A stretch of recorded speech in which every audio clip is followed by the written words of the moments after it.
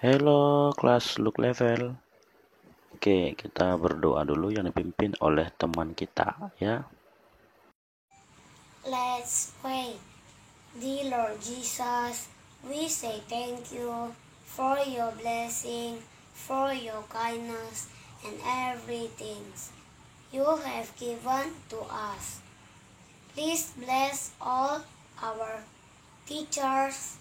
Please bless all our parents, wherever they are.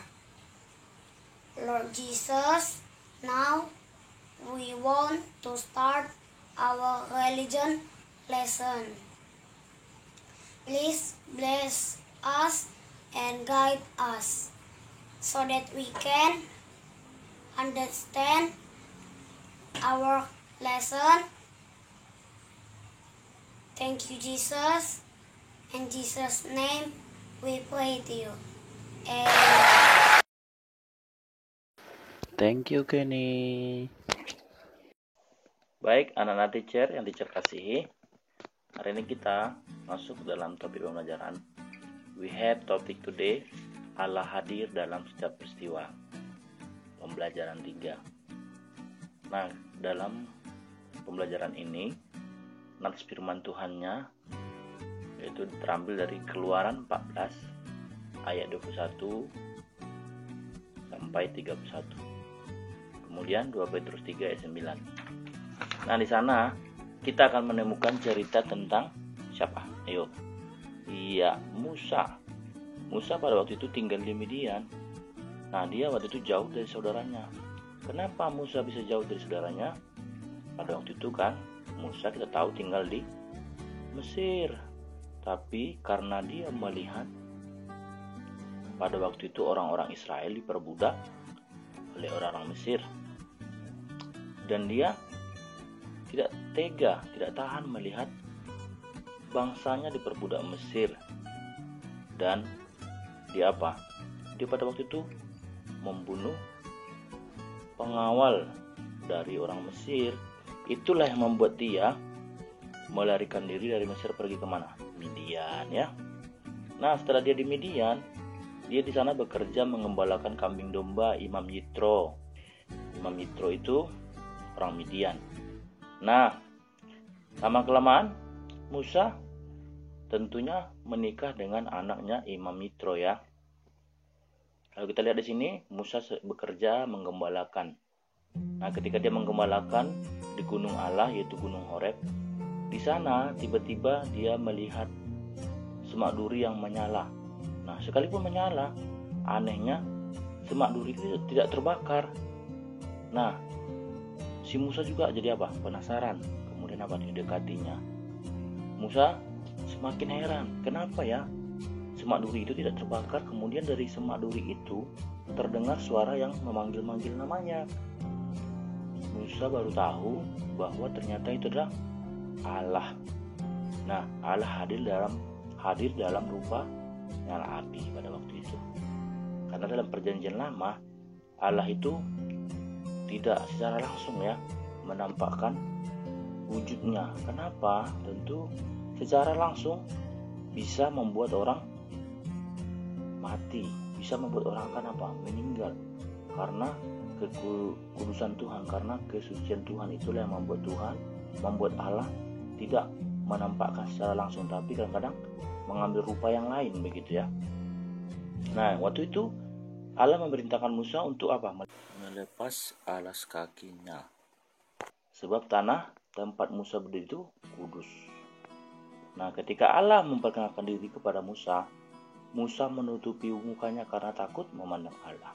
Nah, di Gunung Horeb, Allah mengutus Musa untuk apa? Menghadap Firaun, Raja Mesir, agar Firaun apa? Membebaskan Israel dalam perbudakan.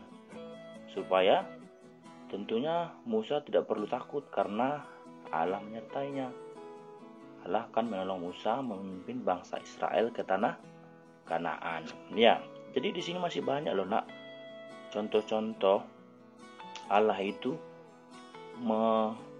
menunjukkan rupanya ya. Kalau kita lihat di dalam buku ini, dia juga hadir menurut kehendaknya pada waktu apa? Nah, kalau kita lihat sini dalam rupa orang asing.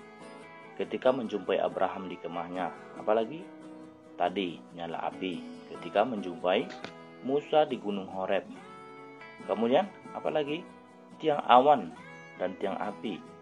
Ketika menyertai pengembaraan bangsa Israel ketika bangsa Israel keluar dari tanah Mesir, tanah perbudakan. Kemudian angin sepoi-sepoi ketika menjumpai Elia di Gunung Horeb.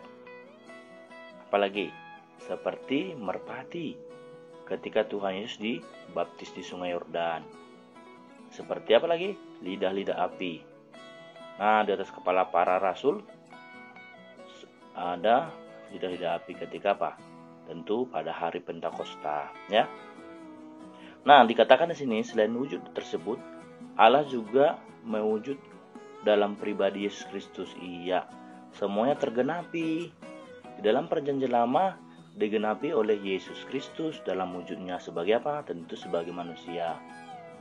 Nah, Allah berkenan dijumpai manusia sebab sebelumnya manusia merasa takut menghadapi kehadiran Allah. Karena Allah itu Maha Kudus. Seperti yang dialami Musa atau nabi-nabi yang lain, ya. Jadi tidak selamanya hidup manusia itu menyenangkan. Ada kalanya hidup tidak menyenangkan, meskipun hal itu tidak diharapkan, ya. Kita melihat dikatakan dalam buku umat Allah ketika meninggalkan Mesir dalam Keluaran 14 ayat 15 sampai 31. Nah, di sini Allah hadir menolong umatnya dalam ketakutan. Saat itu tentara Mesir mengejar. Nah, ini mencontohkan atau menjelaskan kehadiran Allah, ya. Kemudian di mana lagi kehadiran Allah? Ketika seorang ibu dan anak perempuan yang tinggal di desa Sarfat. Nah, dalam 1 Raja-Raja ayat 7 pasal 17 ayat 1 sampai 16. Nah, di sana kekeringan melanda negeri itu. Jadi makanan pun sulit didapat. Gandum dan minyak mulai habis, seperti itu, ya. Kemudian di situ juga Allah mengutus Nabi Elia ke Sungai Kerit. Dari Sungai Kerit untuk mengunjunginya, ya. Kepala rumah ibadat yang berduka. Kemudian datanglah seorang kepala rumah ibadat itu menjumpai Tuhan Yesus. Dan Yesus menyembuhkan anaknya. Kemudian Rasul Petrus dalam penjara. Raja Herodes sangat membenci orang-orang yang percaya kepada Tuhan Yesus. Dia berusaha menangkap, memenjarakan, dan membunuh orang percaya. Salah satu di antaranya adalah Rasul Petrus.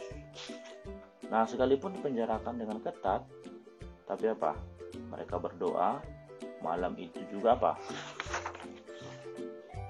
Malaikat Tuhan datang untuk menyelamatkan mereka, ya.